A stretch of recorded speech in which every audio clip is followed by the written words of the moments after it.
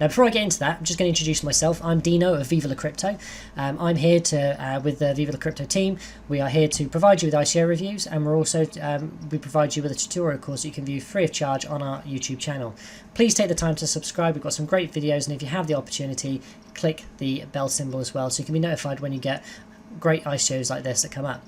Now, before we begin, I just want to mention as well that this is not financial advice. You need to go do your own research. We are only here to provide you with information you might find useful. One key point I want to do as well is this is not a quick, simple review. We will go through the white paper and we'll pick out the key things for you.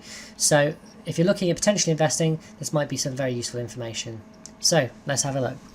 Now, they've got a great website, but for me personally, I always like to go through the white paper. So to save you a bit of time, to save you having to read through everything yourself, what I've done is I've actually gone and highlighted some key points for you.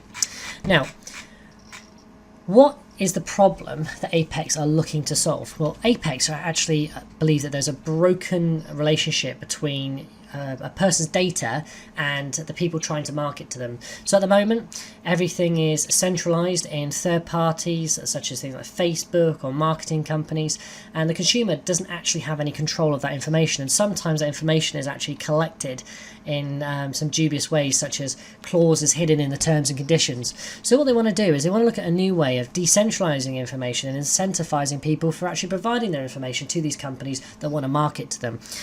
And ultimately, the thing that makes this interesting is they're looking to monetize that for the consumer. Now, looking at the current setup, they mention about how certain companies work and how the information is collected. What I will say is at any point, if you want to have a read of anything that I've highlighted, just pause and you can have a read word for word. I've done so you don't have to. One of the key things I also believe is that there is inefficient channels of engagement between brands and their target customers. So in the past, display advertising is very ineffective, and it's a bit of a lottery with potentially a lot of money being spent with low audience penetration, very low return on investment. The case in which data-driven advertising works well is where both the data and the media inventory is controlled by a single party on one single platform. For example, Facebook do very well, Google, Alibaba. So they've picked up some stats here, which I thought was quite interesting. 56% of digital purchased ads are not seen.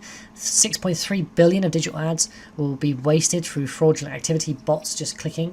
23% of premium videos ads are, again, fraudulent bots. And 58% of consumers do not trust online banners. So there's a lot of money being spent on something that doesn't actually work very well. So that's quite interesting. The other thing to really take into consideration as well is there is in Europe the General Data Protection Regulations. In China, there's a new 2017 cybersecurity law, Japan's Personal Information Protection Law. So it's going to be harder for advertisers to obtain information to actually market to people. So businesses are in a position where they are starting to rethink. The problems with mass centralization and where decentralization could be beneficial is that after multiple data protection breaches like Yahoo, Equifax, there is a serious risk. There was 143 million people, their information was compromised because it was in a central location that could be hacked. And this is where the benefit is, one of the benefits of decentralization within the advertising marketplace is the fact that there is a consumer data protection there as well.